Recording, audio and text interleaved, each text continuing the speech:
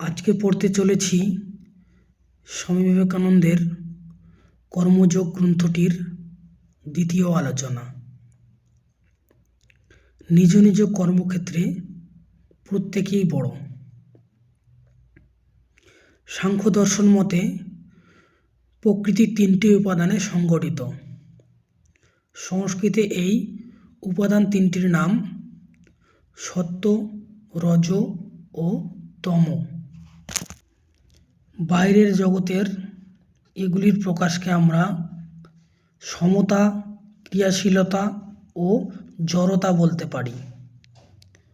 তমগুণের লক্ষণ অন্ধকার বা কর্মশূন্যতা, রজ কর্মশীলতা, আকর্ষণ ও বিকর্ষণ রূপে প্রকাশিত, আর সত্য এই দুই গুণের মধ্যবর্তী অবস্থা। প্রত্যেক ব্যক্তির ভিতরে এই তিনটি শক্তি রয়েছে। কখনো তম প্রবল হয়, আমরা অলস হই, আমরা যেন আর নড়াচড়া করতে পারি না, নিষ্কর্মা হয়ে যাই, কতগুলি ভাবের অথবা শুধু জড়তার বন্ধনে আবদ্ধ হয়ে পড়ি। আবার কখনো কখনো কর্মশীলতা প্রবল হয়। অন্য সময়ে আবার জড়তা ও কর্মশীলতার মধ্যবর্তী অবস্থা বিরাজ করে, মনে শান্ত ভাব আসে। আবার বিভিন্ন মানুষের ভিত্তিতে এই তিনটি গুণের কোনো একটির লক্ষণ বেশি দেখা যায়। একজন হয়তো অকর্মণ্য, অলস ও জাড্য লক্ষণধারী, অন্যজন হয়তো কর্মী, শক্তি ও মহাশক্তির বিকাশক। আবার কারো ভেতর আমরা শান্ত, মৃদুমধুর ভাব দেখতে পাই। এগুলি ওই পূর্ব তিনটি গুণের অর্থাৎ অকর্মী ও কর্মী লক্ষণের সামঞ্জস্য। এই রূপে পুরো সৃষ্ট জগতে পশু, উদ্ভিদ, মানুষ সকলের মধ্যে আমরা এই বিভিন্ন গুণ বা শক্তির প্রকাশ দেখতে পাই। এই তিনটি গুণ বা উপাদানই বিশেষভাবে কর্মযোগের আলোচনার বিষয়। এদের স্বরূপ ও ব্যবহারের কৌশল শিখিয়ে কর্মযোগ আমাদেরকে ভালোভাবে কর্ম করতে সাহায্য করে। মানব সমাজ একটি ক্রমিক বন্ধন এর সংগঠন। এতে অন্তর্গত সকলেই যেন এক এক শ্রেণীতে ও বিভিন্ন ধাপে অবস্থিত। ভালো নিয়ম ও কর্তব্য কাকে বলে আমরা তা সকলেই জানি, কিন্তু দেখতে পাই বিভিন্ন দেশের এই নৈতিক ধারণা ভিন্ন ভিন্ন। এক দেশে যা ভালো নিয়ম বলে মনে করা হয়, অন্য দেশে হয়তো তা খারাপ নিয়ম বা দুর্নীতি বলে বিবেচিত হয়। উদাহরণ দেখো, কোনো কোনো দেশে জ্ঞাতি ভাই বোনের বিবাহ দেওয়া যায়, অন্য দেশে আবার এটিকে সবচেয়ে বেশি নীতিবিরোধী বলা হয়। কোনো দেশের পুরুষ নিজের ভাইয়ের বউকে বিবাহ করতে পারে, অপর দেশে এটি নীতিবিরোধী। কোনো দেশে এক বিবাহ প্রচলিত, আবার কোনো দেশে বহুবিবাহ প্রচলিত। সৎ আচরণ বা ব্যবহারেরও বিভিন্ন ভাগ দেখতে পাই, যা বিভিন্ন দেশে বিভিন্ন। তা বলেও আমাদেরকে ধারণা করতে হয় একটি সার্বভৌম এর মান ও আদর্শ আছে। কর্তব্য সম্বন্ধেও এমন। কর্তব্যের ধারণা বিভিন্ন জাতির মধ্যে আলাদা আলাদা। কোনো দেশে যদি কেউ বিশেষ কার্যগুলি না করে, লোকে বলবে অন্যায় করেছে। অন্য দেশে আবার ওই কার্যগুলি করলে লোকে ঠিক বলবে। তবুও আমরা জানি কর্তব্যের একটি সার্বভৌম ধারণা আছে। এমন ভাবকেই এক সমাজ এক শ্রেণীর কাজকে কর্তব্য বলে মনে করে, অপর এক সমাজ আবার ঠিক এর বিপরীত মতামত বলে। এবং এমন করে কাজ করলে আতঙ্কিত হয়। এখন আমাদের কাছে দুটি পথ খোলা, একটি অজ্ঞদের পথ, যারা মনে করে সত্যলাভের পথ মাত্র একটি, আর অন্য পথগুলি ভুল। অপরটি হলো জ্ঞানীদের পথ। তারা স্বীকার করে আমাদের মানসিক গঠন ও অবস্থার স্তর অনুসারে কর্তব্য আলাদা আলাদা হতে পারে। সুতরাং প্রধান জানার বিষয় এই যে কর্তব্য ও সদ্ব্যবহার এদের ভাগ আছে। জীবনের এক অবস্থায় এক পরিবেশে যা কর্তব্য, অপর অবস্থায় ও অন্য পরিবেশে তা নয়, হতেও পারে না। উদাহরণ: সব মহাপুরুষেরই যদি উপদেশ মন্দ এর প্রতিরোধ করো না যদি বলে, সর্বোচ্চ অপ্রতিকরতাই নৈতিক আদর্শ। আমরা সকলে জানি, যদি আমরা কয়েকজনও এই নিয়ম সম্পূর্ণরূপে কাজে পরিণত করতে চেষ্টা করি, তবে পুরো সমাজ এর গঠন ভেঙে পড়বে। আমাদের সম্পদ খারাপ লোকের হাতে চলে যাবে। আমাদের জীবন সেই দুষ্ট খারাপ লোকেরাই নিয়ন্ত্রণ করবে। আমাদের নিয়ে তাদের যা ইচ্ছা তাই করবে। মাত্র একদিনও যদি এই অপ্রতিকার নীতি কার্যে পরিণত করা হয়, তবে সমাজ ধ্বংসের পথে এগোবে। তবুও আমরা কোনো বিচার বিশ্লেষণ ছাড়াই এমন অপ্রতিকার এর মতামত উপদেশকে মনে প্রাণে সত্য ভেবে বসি। একেই আমাদের সর্বোচ্চ আদর্শ বলে মনে হয়। কিন্তু সবাই এরকম হয় বললেও মানবজাতির একটা বিরাট অংশকে ছোট করা হবে। এতে সমাজের অন্য অংশের মনে হবে তারাও অন্যায় করছে এবং তাদের সব কাজে মনের দিক থেকে দ্বিধাবোধ করবে।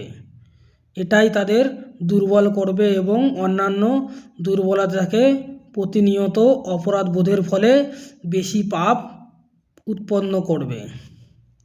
যে মানুষগুলো নিজেদেরকে ঘৃণা করতে শুরু করবে, তারা ক্রমশ ধ্বংসের পথ খুলে দেবে। জাতি সম্বন্ধেও এই কথা সত্য। আমাদের প্রথম কর্তব্য নিজেকে ঘৃণা না করা। ভালো হতে হলে প্রথমে নিজের উপর, তারপর ঈশ্বরের উপর বিশ্বাস রাখতে হবে। যারা নিজের উপর বিশ্বাস রাখতে পারে না, তারা কখনোই ঈশ্বরের উপর বিশ্বাস করতে পারে না। কর্তব্য ও ভালো ব্যবহার অবস্থা ভেদে আলাদা আলাদা। এটি স্বীকার করা ছাড়া আমাদের আর কিছু করার নেই। অন্যায়ের প্রতিবাদ করতে গিয়ে কোনো কঠোর পদক্ষেপ নিলে তাকে অন্যায় বলা যায় না, বরং পরিস্থিতি বুঝে সেই অন্যায়কে ঠেকানোই মানুষের কর্তব্য হতে পারে। পাশ্চাত্য দেশে আমরা অনেকেই ভগবদ্গীতা 2য় অধ্যায় পড়ে হয়তো আশ্চর্য হয়েছি। বিরোধীরা আত্মীয় স্বজন, বন্ধুবান্ধব ও অহিংসাই পরম ধর্ম, এই অজুহাতে অর্জুন যখন যুদ্ধ না করার ইচ্ছা প্রকাশ করলেন, শ্রীকৃষ্ণ তখন তাকে কাপুরুষ ও ভণ্ড বললেন। এটি একটি শেখার বিষয় যে সবসময় চরম বিপরীত প্রান্ত দুটি দেখতে একই রকম হয়।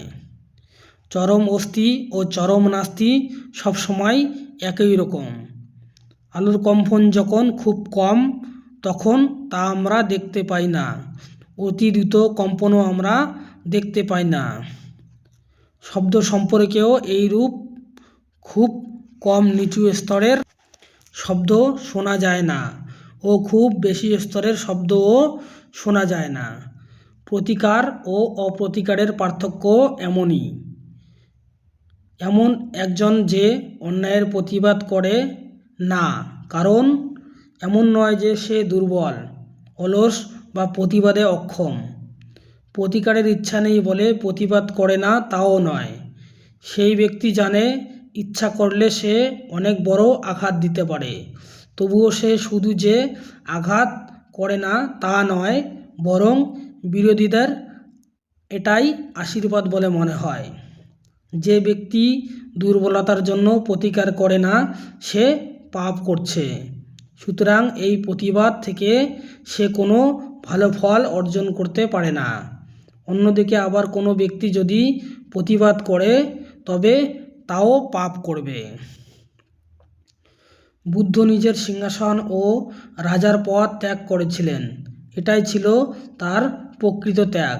কিন্তু যাদের ত্যাগ করার মতো কিছুই নেই এমন ভিক্ষুকের পক্ষে ত্যাগের কোনো কথা উঠতে পারে না। অতএব এই অপ্রতিকার ও আদর্শ প্রেমের কথা বলার সময় আমরা প্রকৃতপক্ষে কি বুঝতেছি তার দিকে নজর দিতে হবে। আগে ভালো করে বুঝতে হবে প্রতিকারের শক্তি আমাদের আছে কি নাই। শক্তি থাকার সত্ত্বেও যদি প্রতিবাদ বা প্রতিকারহীন হই তবে আমরা বাস্তবিক অপূর্ব প্রেমের কাজ করছি। কিন্তু যদি আমাদের প্রতিকারের শক্তি না থাকে এবং নিজেদের মনকে বোঝার চেষ্টা করছি যে আমরা উচ্চতম প্রেমের প্রেরণায় কাজ করছি, তবে আমরা ঠিক তার বিপরীত আচরণ করছি। অর্জুনও তার বিপরীতে প্রবল সেনাদল সজ্জিত দেখে ভীত হয়েছিলেন। স্নেহ ও ভালোবাসাবশত তিনি দেশের ও রাজার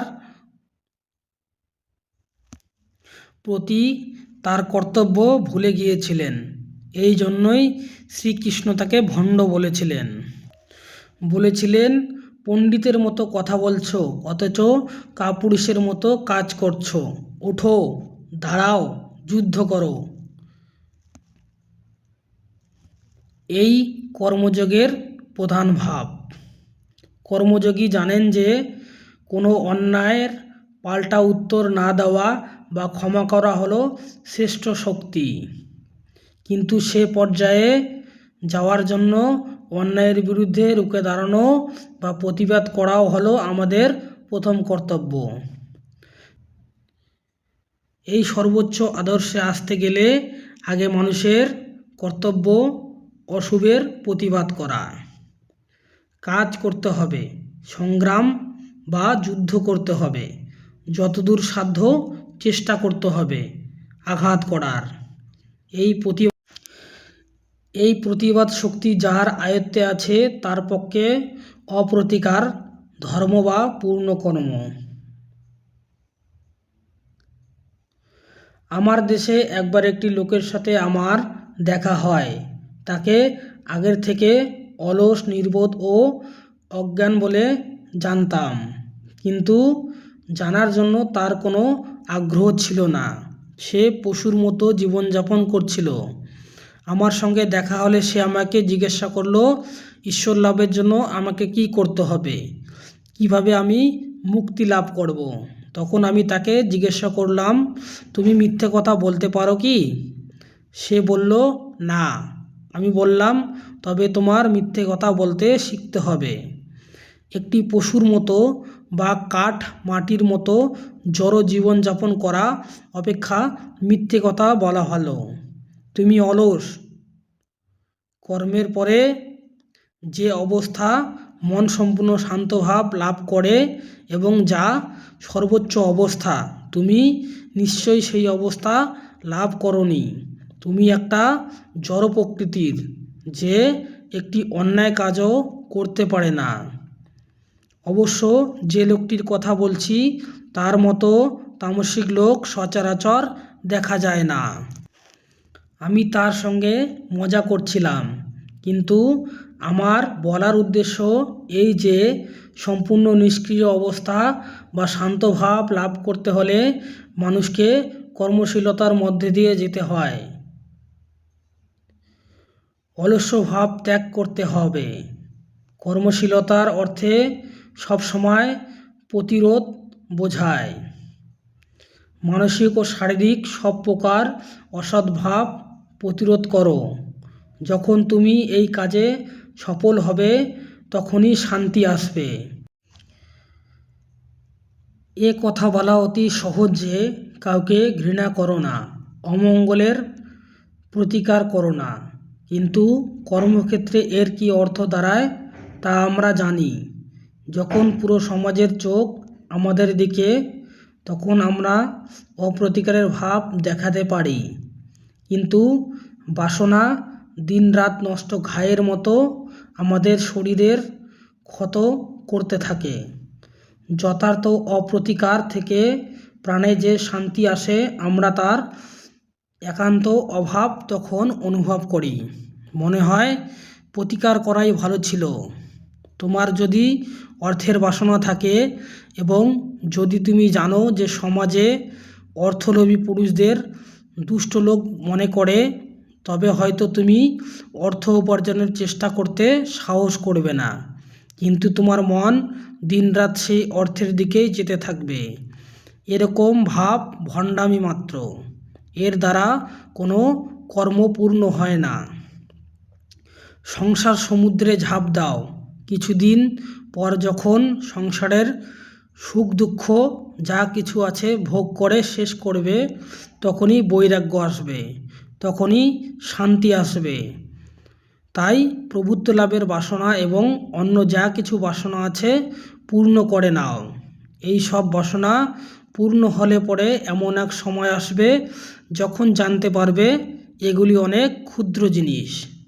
কিন্তু যতদিন না তোমার বাসনা পূর্ণ হচ্ছে, যতদিন না তুমি এই ক্রিয়াশীলতার মধ্যে দিয়ে যাচ্ছ, ততদিন তোমার পক্ষে এই আত্মসমর্পণের ভাব ও বৈরাগ্যের ভাব লাভ করা সম্ভব নয়। এই প্রশান্তি হাজার হাজার বছর ধরে প্রচারিত হয়ে আসছে। প্রত্যেকে ছোটবেলা থেকে শুনে আসছি, তবুও এই অবস্থা লাভ করেছে এমন লোক জগতে খুব কম দেখতে পাই। আমি তো অর্ধেক পৃথিবী ঘুরে বেরিয়েছি, কিন্তু আমার জীবনে যথার্থ শান্ত ও অপ্রতিকারের চেষ্টা করা 20 জন মানুষ দেখেছি কি না সন্দেহ।